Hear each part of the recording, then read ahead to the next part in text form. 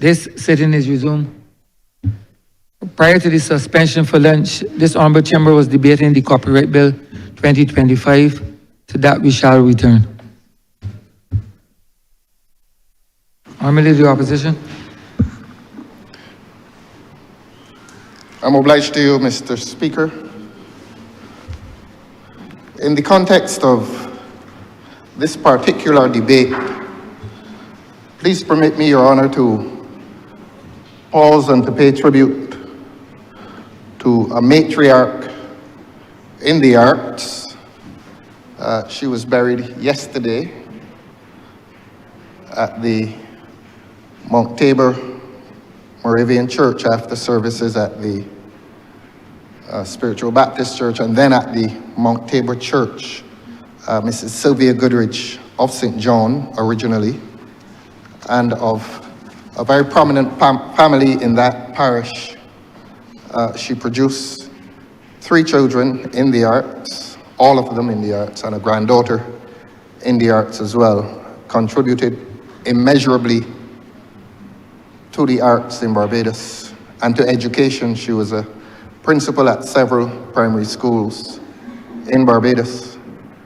And I bring this tribute to the attention of Your Honour and the House to mark the occasion of a life well lived in the service of her community and her country, and indeed in the arts. So to Mrs. Sylvia Goodrich, I pay tribute and extend condolences to her family, her children, and the extended family on the passing of Mrs. Goodrich at the age, I think, of 92 or 93. She lived a long, good and productive life in the service of her country. And Your Honour, I say that I pay that tribute in the context of today's debate. Today's debate, timely as it is, relates itself to the passage of new legislation, the Copyright Act. And as indicated by the Honourable Member for St. James Central, this legislation, this new legislation, has its origins in the other place, and quite unusually, it comes to this place for further debate.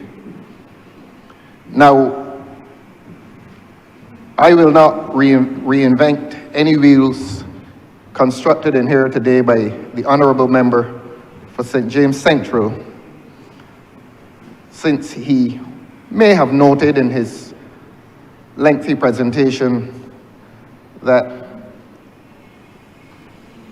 copyright deals with an intangible in relation to property.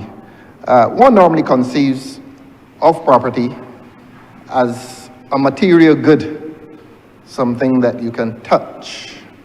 The difference here is that copyright deals with the protection of property, except that that property is an intangible. And therefore, when the law tries to protect an intangible, that law needs to be very precise and very certain, because as we are all aware, an intangible asset is difficult to define even, and it can slip away from one. And to use the words of the Honourable Member for St. James Central, if one tries to monetize that asset, that skill, that talent, it becomes very difficult. So here's the law coming along and offering protection. I will say to you, Your Honour, that copyright law is one of the newer areas of law, and not many lawyers will find themselves attracted to it, precisely for the reason that people who have skills and talents will themselves find it difficult to capture that property in the skill that they have. And so the word that follows us throughout this debate is the word protection. And before protection, identification. How do you identify a skill? Or how do you say this is a skill, and how do you transfigure that skill into an asset of value? And this is the difficult task of this law called the Copyright Act. But we proceed nevertheless. I want today to focus on the assets that are worthy of protection. I will look at the artistic, I will look at the musical, and I will pause for the dramatic as well. Now, as you know, Your Honor, I like to quote the speaker who precedes me, and I like to examine the salient features of what that speaker would have said. And one of the things that the Honourable Member for St. James Central said that caught my attention particularly is when he said copyright is a vehicle Copyright is a vehicle for the creation of intergenerational wealth. And it is commendable that the government seeks to attract the attention of young people to harness talents that otherwise may have gone financially unrewarded. And it is commendable that the government takes the lead in helping young people to identify a talent and to use the word of the Honourable Member to monetize that talent. And so one congratulates the government in its effort so to do, to focus on the material gain that may be had from a skill, from a talent.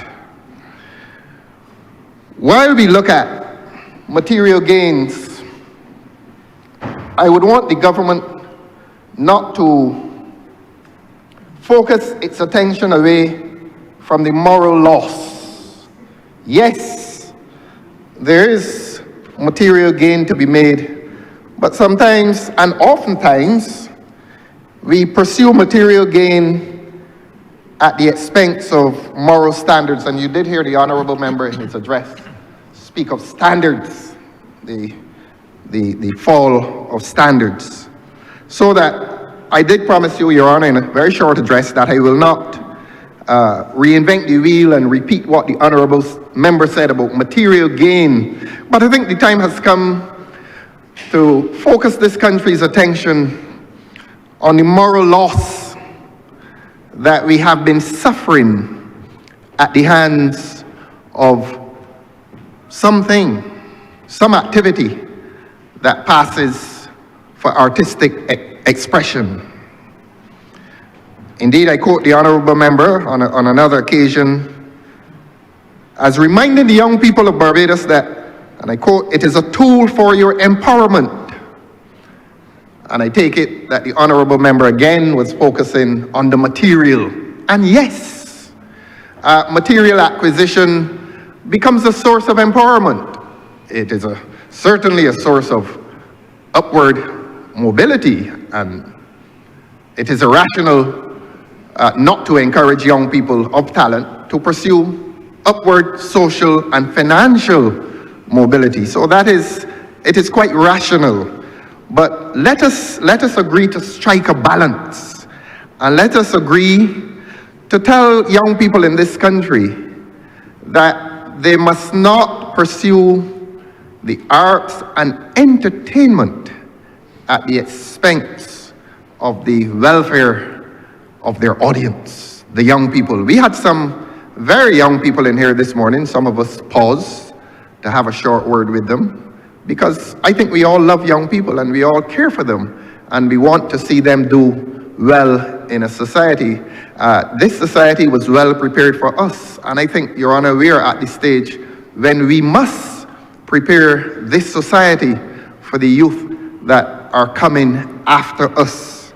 And so while we encourage them to pursue financial and economic wealth, while we encourage them to pursue material empowerment, let us pause and ask them to display or exercise a sense of responsibility towards their audience. And sometimes they don't quite understand the stretch of their audience. They don't quite understand the number of people who are listening to them, they don't quite understand the influence that they have on the minds of young people. And permit me to say this, Your Honor, today has been a day of bright news, good news, that there is a lot of talent in this country that can be harnessed, that will be harnessed if we're attempting to pursue empowerment and enfranchisement for young people, indeed within the context of making this region integrated. That was a healthy discussion that we pursued last week. And if we are looking for markets for young, talented young people here reside 7 to 8 million people, a market for young people and beyond to display their talents. And that's the good news. That's the very good news. But somewhere I read that there are in excess of 50 16-year-olds in prison. And if it is more than 50, I'm being told that there are 80 16-year-olds in our prison. That is a high percentage of teenagers incarcerated in a country this size.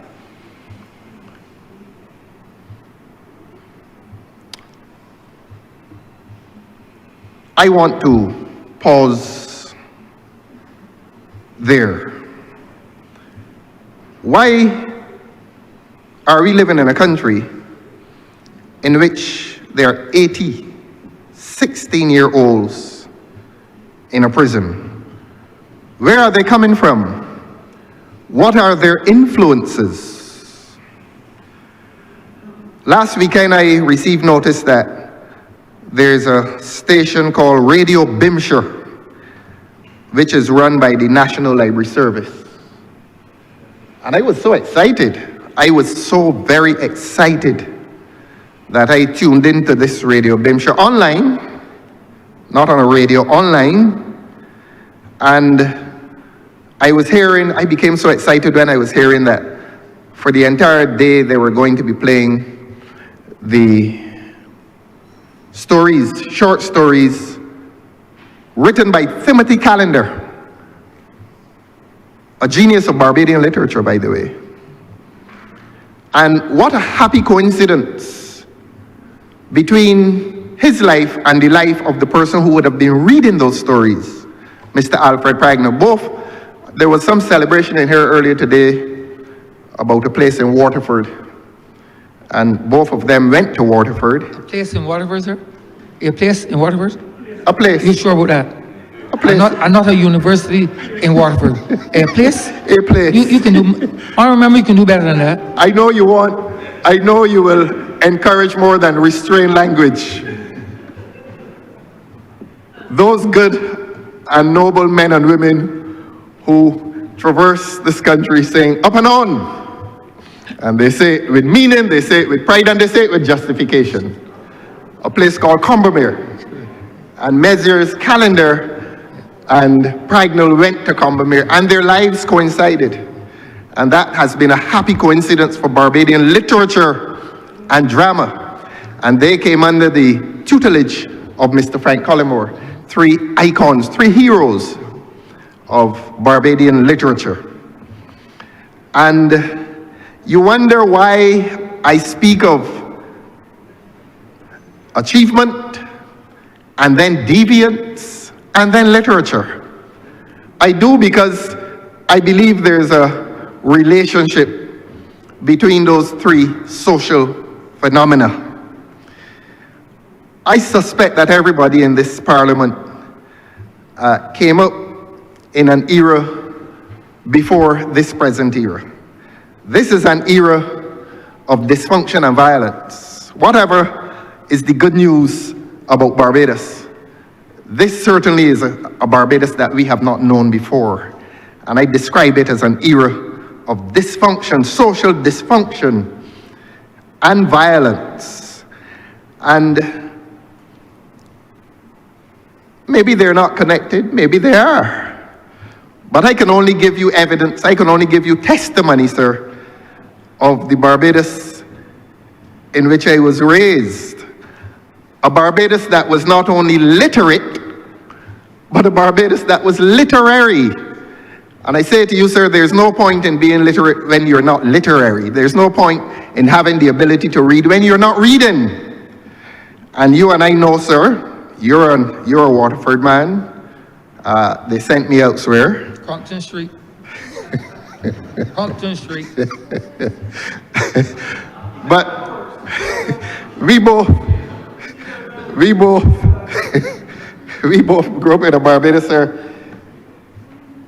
where we were reading. But this is the computer age, and a child will spend all of his waking hours with a phone, which is really a mini computer, and he is staring at images more than he is reading.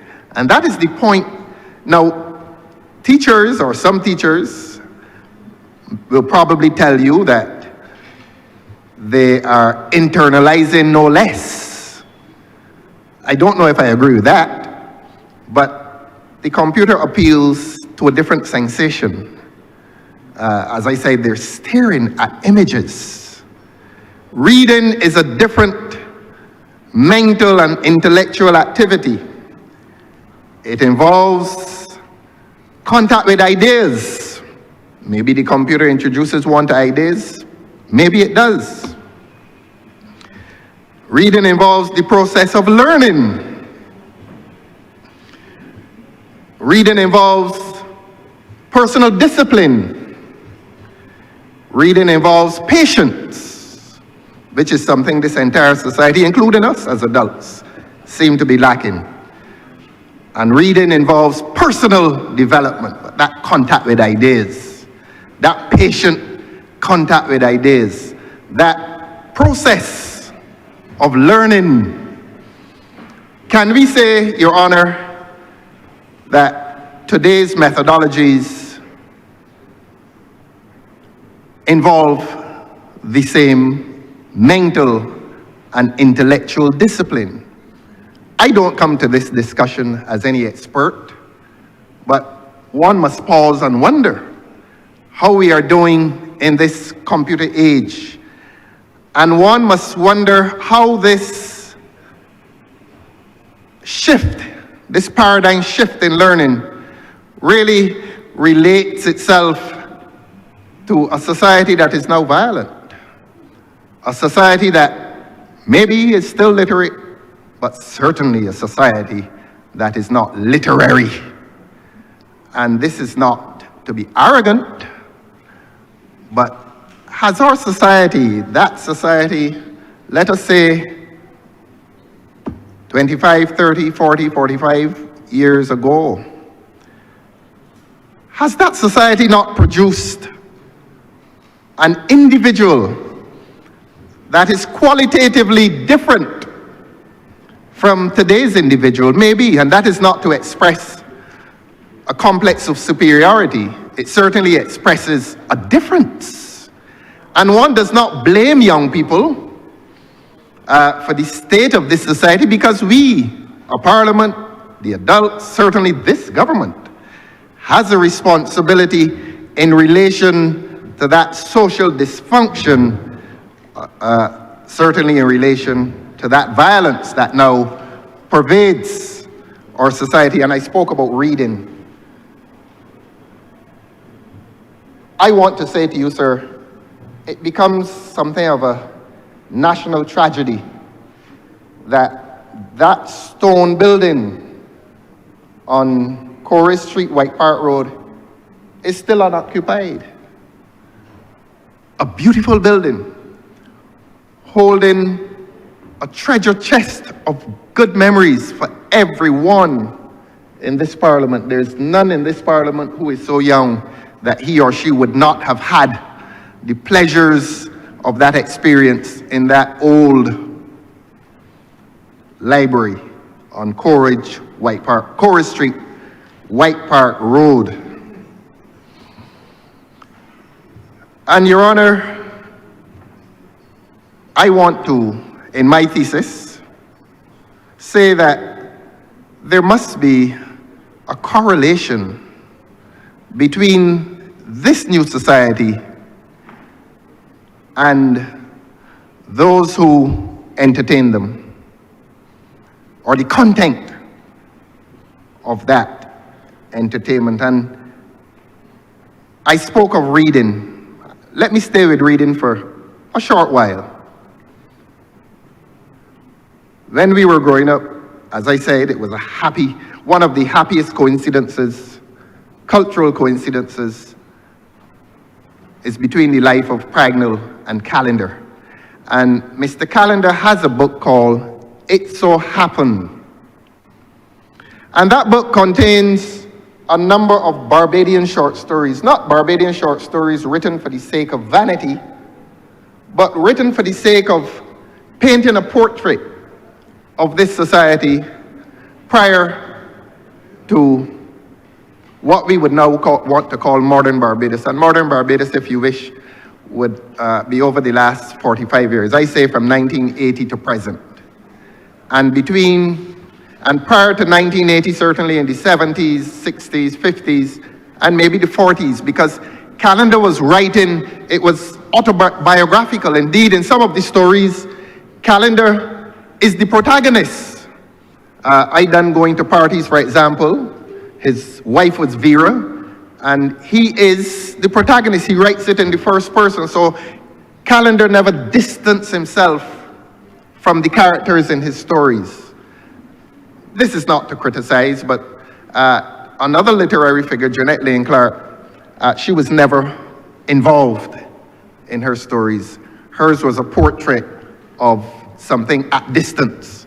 Callender's was not a portrait of something at distance. Callender was involved in the drama. And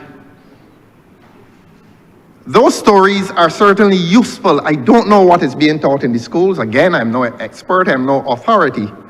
But I want to suggest that this society's development, or in this society's development, there needs to be a pause and to reintroduce our children to the arts, to the books like It So Happened. And the Honourable Member for St. James Central made a reference to In the Castle of My Skin, which is a more difficult read for young people. But that again, autobiographical. Mr. Lamin is at the center of the narrative. He is there in a society that is largely impoverished. But what it does, it paints a portrait. And our children today are lacking sight of that portrait that is not so distant from present reality, because everybody has a foundation. It's not only buildings that have foundations, but if buildings are to be an example, buildings remain sturdy because of a foundation. And a child cannot claim to be sturdy while he lacks a foundation, while he lacks an introduction to his parents, while he lacks an introduction to his grandparents. And that is called identity, knowing thyself. And unless one knows himself, he is doomed to a life of loss, of strain all over the place, and not knowing where he is going, because simply he does not know where he has come from. But one wants to make the point that the arts assist and will assist young people in finding that anchor, not only materially, but morally and socially, so that their progress, they can mark their progress and know the distance they have to travel forward, having regard to the distance that they have come from. And that is through the experience of their parents, that is through the experience of their grandparents. And so, if these lessons are not taught by parents or grandparents to grandchildren and children, here's the literature of the country, giving children that anchor, telling children what Callender was saying to them, what Lamin was saying to them, what the dramatists and teachers of the... So I raise on a point of order. Sir, the standing rules of the House strictly define debates to topics relevant to the matter being debated. Sir, for the last 17 and a half minutes, the Honourable Leader of the Opposition has not even accidentally collided with the Copyright Bill 2025. And I only do this, sir, because, I'm aware that we're all here, there are other people here, people are watching, and we would like to hear if the opposition leader has anything to say on the bill, and what he does have to say, as opposed to this rambling, he called it a treatise, this rambling treatise, sir, on the arts and arbitrary stories that are read to children. Continue, Honourable. Oh, I'm so obliged to you.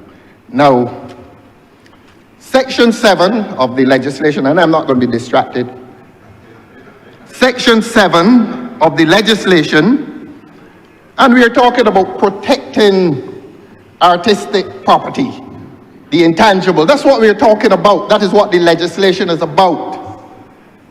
And Section 7 says, copyright is a property right which, subject to the provisions of this section, may subsist in the following categories of work. A, original literary, dramatic, musical, or artistic works. B, I was hoping not to have to do this for the uninitiated. B, sound recordings, films, broadcasts, or cable programs. C, typographical arrangements of published editions. And D, original databases. And copyright may subsist in a work irrespective of its quality or the purpose for which it was created. Now, the Honourable Member for St. James Central, in a far more intellectual intervention than his colleague, would have spoken of monetizing these assets. And we have joined the Honourable Member for St. James Central in applauding the virtues of monetization of talent. And I do recall that the Honourable Member for St. James Central did say to the House that there is value in purpose beyond monetization, except that the Honourable Member did not expand on it. The Honourable Member was more expansive on the material gain that is to be had from talents in creating literature or music. The Honourable Member for St. James, his focus was on the material gain to be made. We joined and congratulated the Honourable Member for highlighting, for amplifying these virtues related to that talent. And we did what the Honourable Member proceeded to do, but did not do expansively, to speak not only in relation to the material, but to speak in relation to the moral. And here is an intervention which seeks to sway a discussion away from the moral. And that is not that is not accidental, to be honest with you.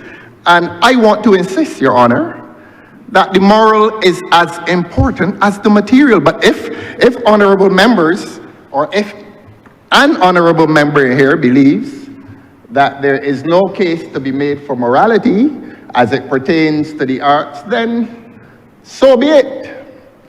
But perhaps it reinforces the point that I am making, that the moral is seen as irrelevant. And I drew a correlation between the incidence of 16-year-olds in prison in a society that focuses less on the moral, sir, and more on the material. Nothing to argue about, Sen. Sir, I raised on a point of order, Nothing sir. to argue about, Sen. The Honourable Leader of the Opposition is misleading this Honourable Chamber. This is the second time, sir, that he has said that there are 80 16-year-olds in the prison. Sir, there are 5 persons, 1, 2, 3, 4, 5 persons at the age of 16 currently at Dodds Prison in Barbados. I made a check just now, sir, because I was alarmed at the statistic. And we cannot have those figures being bandied about, coming from in here, misleading the whole of Barbados, dominating headlines tomorrow, which are patently and almost maliciously false. I won't say maliciously because I'm going to give him a chance to take it back. But to correct the record, sir, there are not 80 16-year-olds in Dodds Prison, as was stated as a fact by the leader of opposition. There are in fact 5, sir, for a much lesser number. Point of order is noted. No, we will hear him. No, we will hear him. And perhaps the person who supplied the information may have intended to say 80 teenagers. So, on behalf of the person who supplied the information, we apologize to a very alert member, honorable member for Christchurch East. And if he wishes now... Honorable member, continue. Please continue on the bill. Yes. No, we're going to settle this. Please continue on the bill. On the bill. On the bill, honorable member. Yes, and all we are saying to you, Your Honor, is that the person who supplied the information is willing to be corrected that it is 80 teenagers and not 18 60-year-olds. Now, if he doesn't... Honorable member, please continue on the bill. Yes. So we thank him. We thank him for numbers, knowing that he is far better with numbers than he is with ideas. Honorable member, are you speaking to the bill, sir? Honorable member, please. Yes. Please. Yes. You see, he sought to persuade. Honorable member, return to the copyright bill 2025. Yes. Let us return there.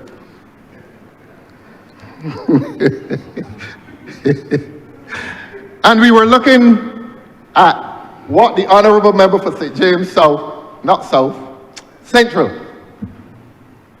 said in relation to the role of music as a vehicle by which one could empower oneself and could create intergenerational wealth.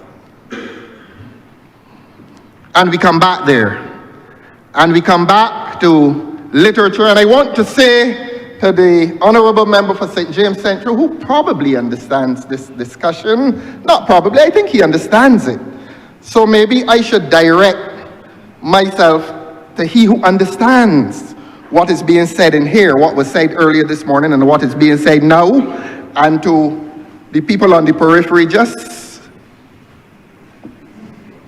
like the idle wind, Shakespeare spoke of. You want to hear about Shakespeare?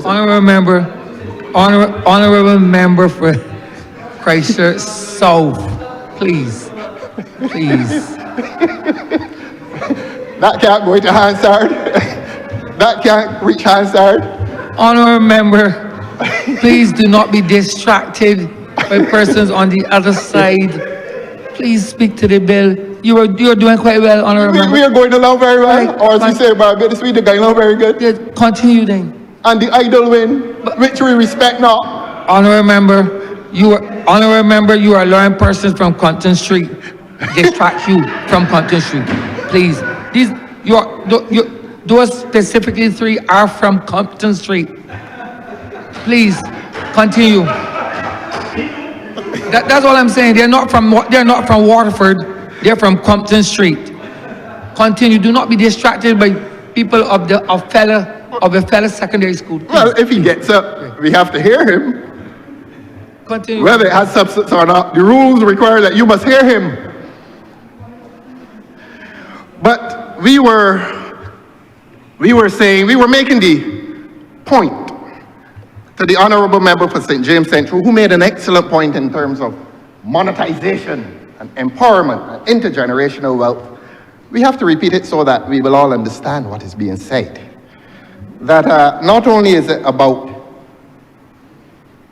material empowerment, but it is about personal and moral and social development.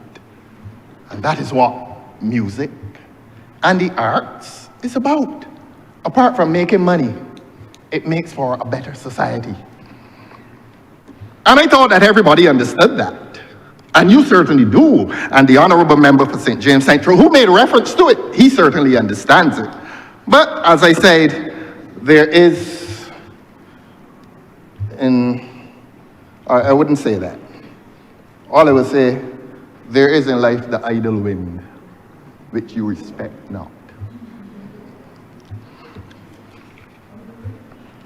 Idle wind. Shakespeare. And I'm still on literature.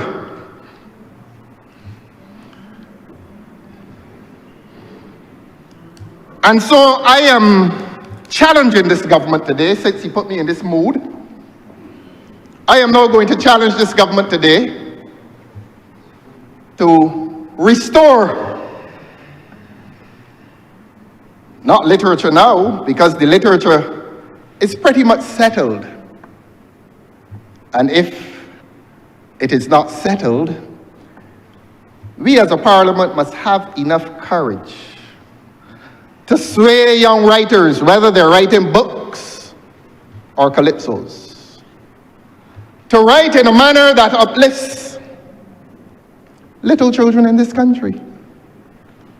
Must we be afraid to say that?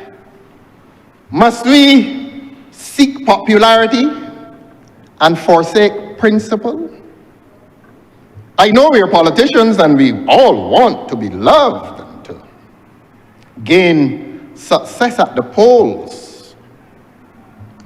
But do we have a moral responsibility to pause in our quest for success at the polls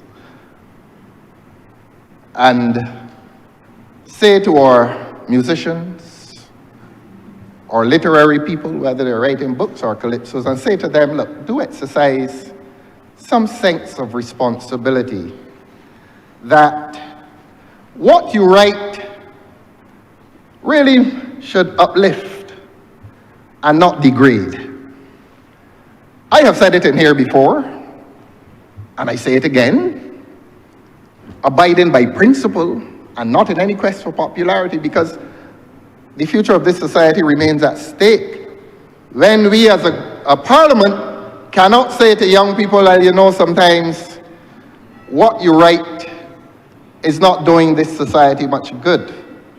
And I referred to those 80 teenagers in prison because they have emerged from a society that is now characterized by levels or domains of decadence which may have influenced their path towards that prison. That if a child gets on a public service vehicle at the age of 5, 6, 7, 8, 9, 10, and hears lyrics from a calypso, and this is whether the van turns over or not, because some of the vans turning over physically, but morally, they're turning over every day. Morally, they're gone, can't take it. Can't take it.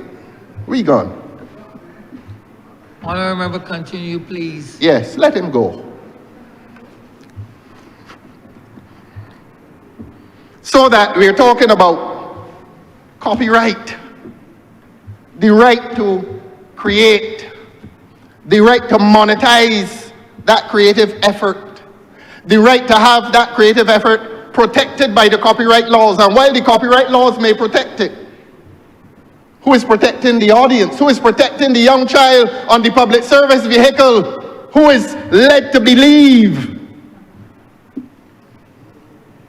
that social interaction is about violence and sex? That is the point.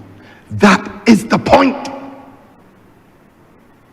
That while the copyright laws are protecting them and while they are monetizing their creative effort, there is a moral deficit that is suffered by young people in this country, and we're afraid to say that in here? I'm not afraid to say it. I have to live in this society. And I don't personalize my parliamentary discourse, but the overwhelming majority of us here are parents. You mean we are going to seek political popularity and abandon our responsibility as parents, as teachers, all for the sake of material gain when there's a vast moral loss that is suffered by this society, when a little 6-year-old is getting on a public service vehicle and all that he can hear is sex and violence, and sometimes there's no distinction between the two, because sometimes the sex sounds like violence and the violence sounds like sex. And that is not a worthy topic, that is not a relevant topic in the context of copyright. They can leave again. That is what is happening in Barbados. And anybody who doesn't want to hear the discussion, they are forfeiting their right to a public audience. I say so. They are forfeiting their right to a public audience if they believe that the degradation and the descent, the moral descent that has been made in this society at the hands of men who believe that they're creative, they forfeit the right to an audience. I say so. And telling me about relevance, this is no discussion to be sanitized behind legality nor technicality. There's a deep problem in this society, and that deep problem is affecting young children. And all of us are here parents, whether natural or adoptive, we are parents, and we join the other parents of this society and enter into solidarity with them that this problem must come to an end. It must come to an end. This society must correct the degradation of relationships between children. When we were at school, we didn't go into an environment that is present in the schools now. Some of us were walking to school 3 miles. Some of us were on public service vehicles without music. You go to Washington, London, New York, Toronto, and you catch a bus or a train, you don't hear any filth in your ear. Why is it that you get on a PSV in Barbados and you have to hear music? Why? It is there to transport people, not to entertain people. And it is not entertainment, it is degradation. Who will have the courage in here to say that today? One voice. If any of the members of the government join in this discussion, I challenge them to say what is the government's position on it. And silence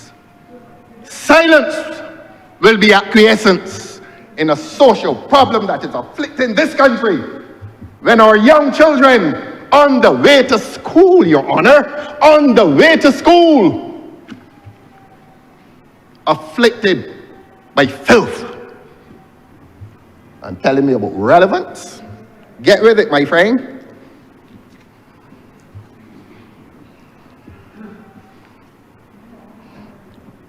So I was on literature when the interruption came. And the point was being made that literature grounds the children. And while I was speaking, in walked the Honourable Member for St. Michael East. The Honourable Member for Christchurch East wants to tell him that he has been wasting his time with the Israel Level Foundation for the last 20 years. Honourable, there has no discussion in relation to this copyright bill before this Honourable Chamber. So we're freeing. Yes, we're on the arts. We're on the arts.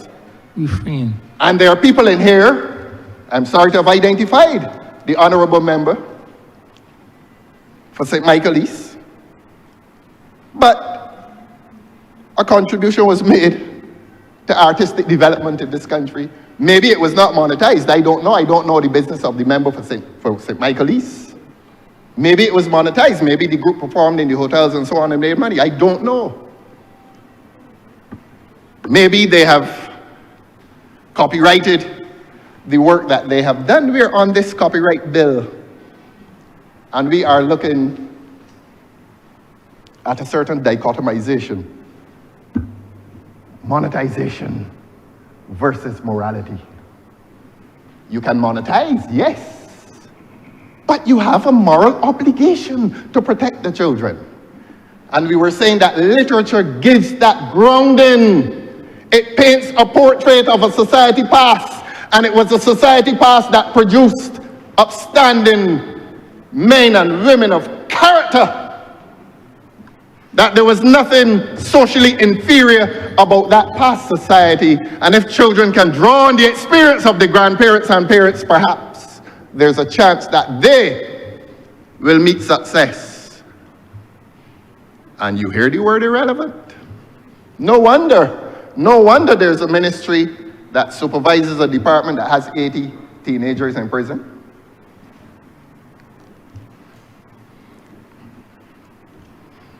And we were lamenting the absence of literature, Barbadian literature, from the curriculum. I am standing a few feet away from the Minister of Education, and I challenge him as well.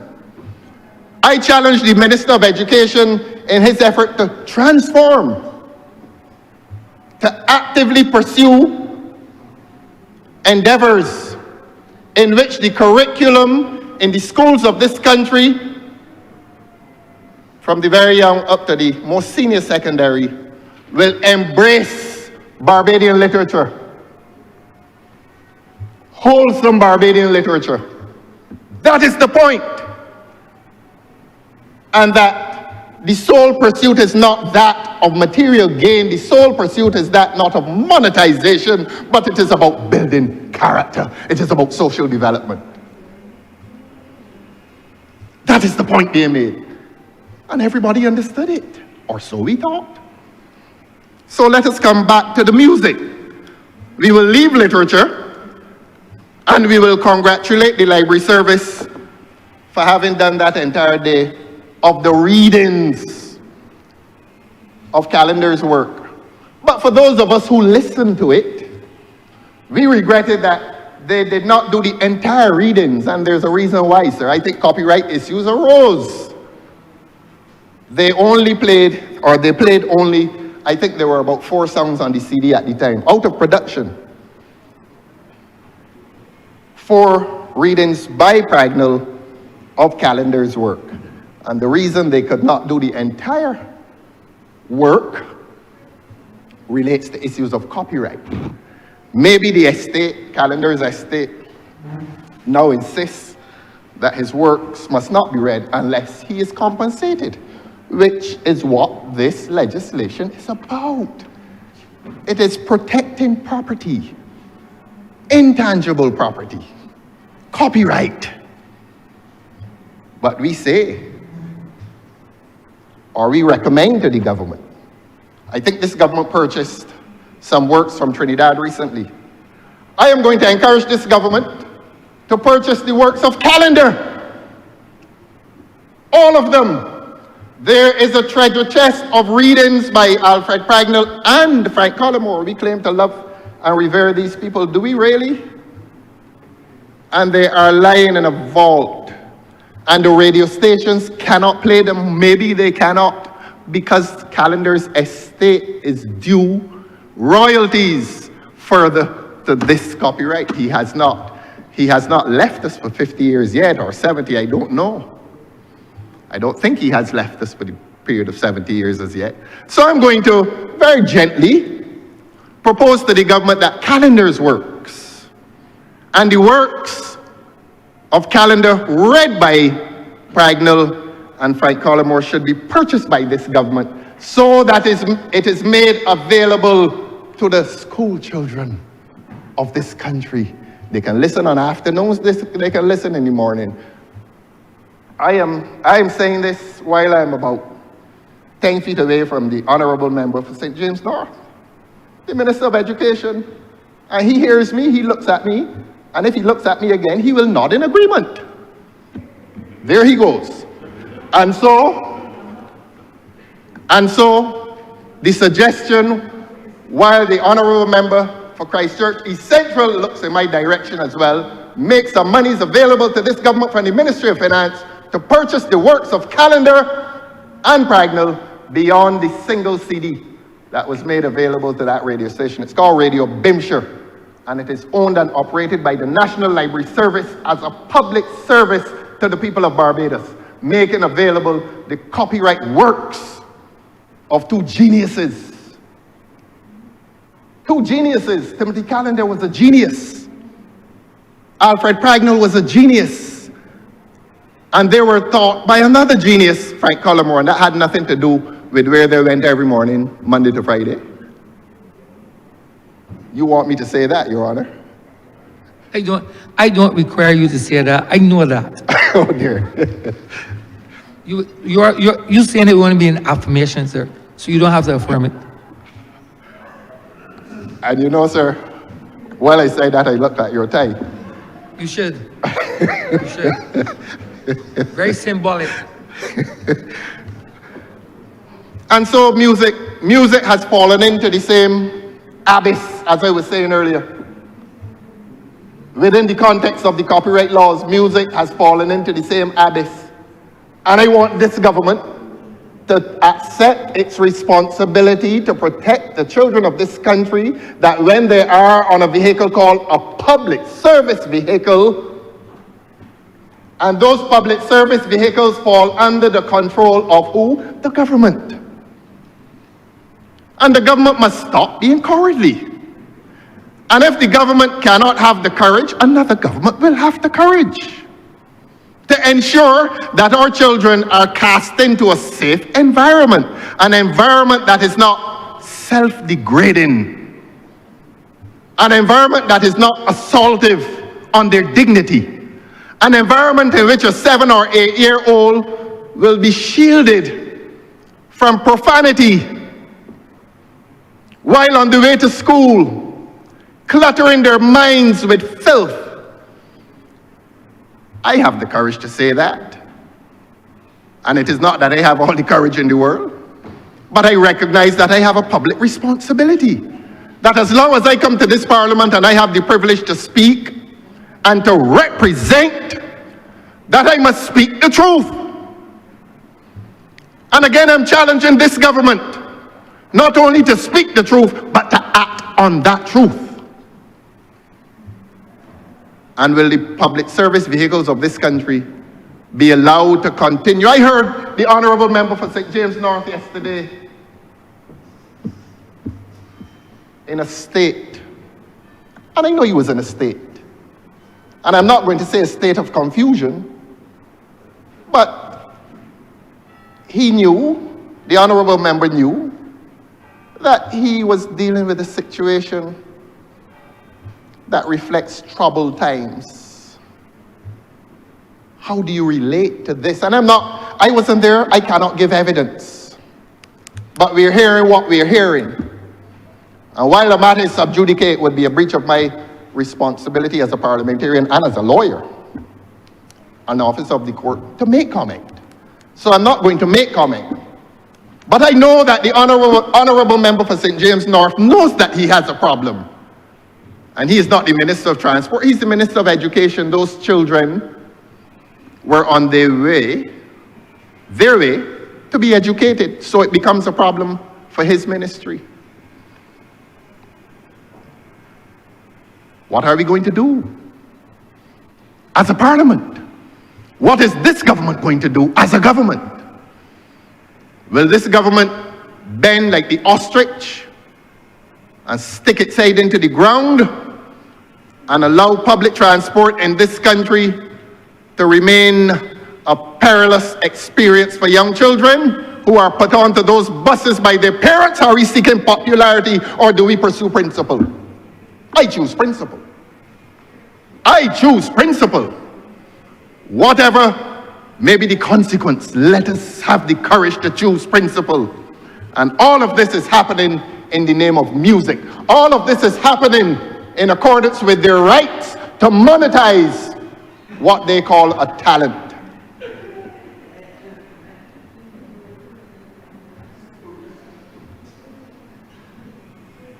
Yes, the talent may be there.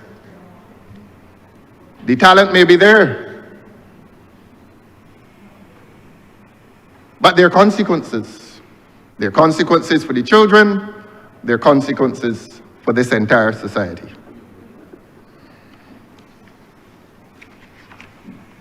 And so, Your Honor, what would have been identified in the opening address would have been the fact that a lot of talents have gone by, whether on these fields of sport, cricket, football, and no one ever made money, except that we were making a good society. And may I suggest that we may do both. We may encourage the young people to do both. Make good money and make a good society. And that we will all lament the disappearance of Pride of Wilson Hill, Sing Out Barbados, the St. John Folk and Dramatic Group, Visa Singers, Shalom Singers, the Ellerslie Folk Chorale, Sicilian Singers, I think the Barclays Singers, which originated in Barclays Bank, they still exist. But we emerged from a time in which there was a certain order in this society, in which the copyright laws were not developed into statute laws as we did with Cap 300 and as this government does today in repeal of Chapter 300 with a larger piece of legislation. But the disappearance of those groups, or the diminution of those groups, now see this country in a state of disequilibrium, social and moral disequilibrium.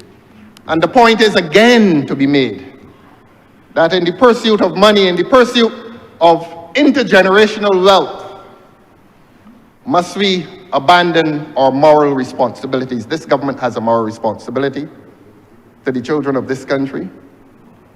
Nobody denies any entertainer the right to pursue his calling. But there must be domains for that activity. And I want to say, beg your pardon, the public service vehicle is not the proper domain for the dissemination, for the expression of certain types of music. I must now challenge this government, if the government does not know by now, that they must consider removing music from public service vehicles. Will this government have the courage? Does this government have the conviction? If they claim the conviction, and if they claim the conviction, that is one thing, but will they have the courage to do it? Or will our young children continue to be exposed to what is passing for music and entertainment? It may be music and entertainment in other places, and nobody questions or challenges that. But we were given a good society when we were their age. That's the point I was making.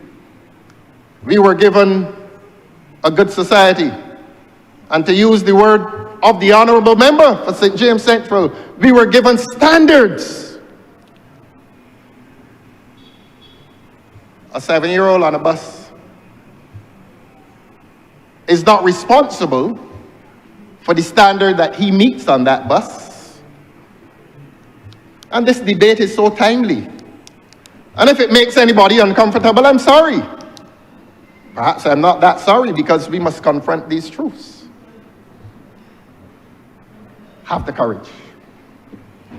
Government, have the courage to do what must be done for the sake of this society's future. Not for the sake solely of monetization of a talent. Have the courage to do what is necessary to save this society.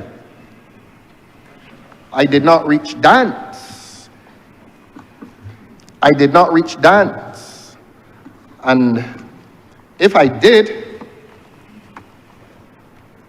maybe I will say things that will be even more upsetting. So I will leave that and merely say to you, Your Honor, that this society will also come to miss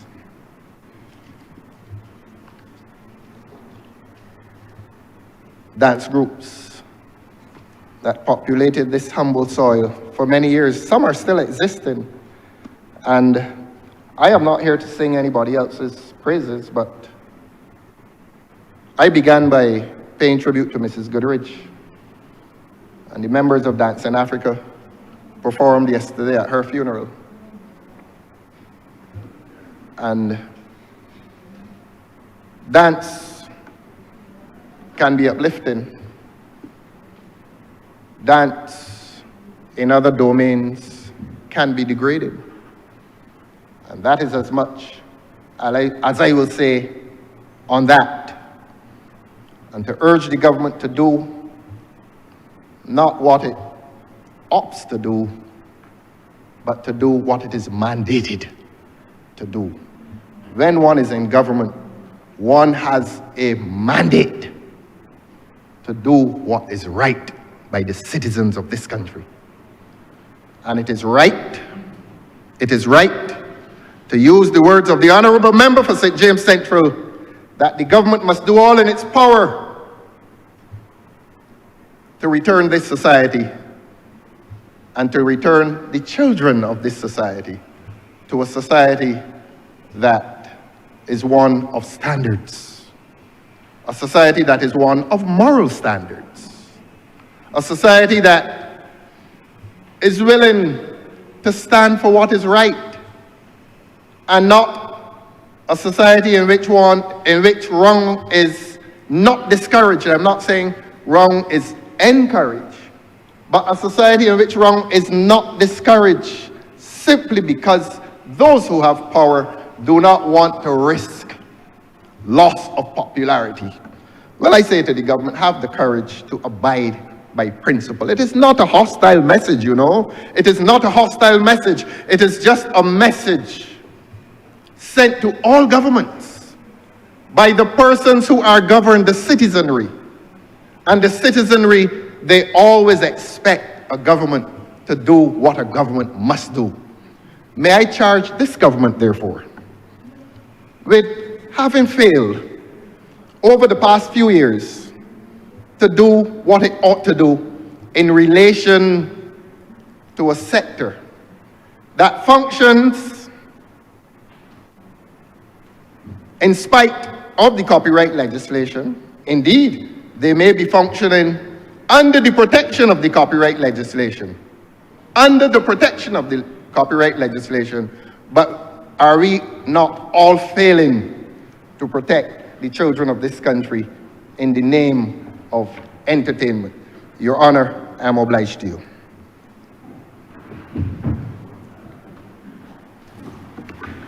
Mr. Speaker, you want me to speak? Mr. Speaker, Honourable Christchurch West. may I ask that the Honourable House be suspended for 5 minutes?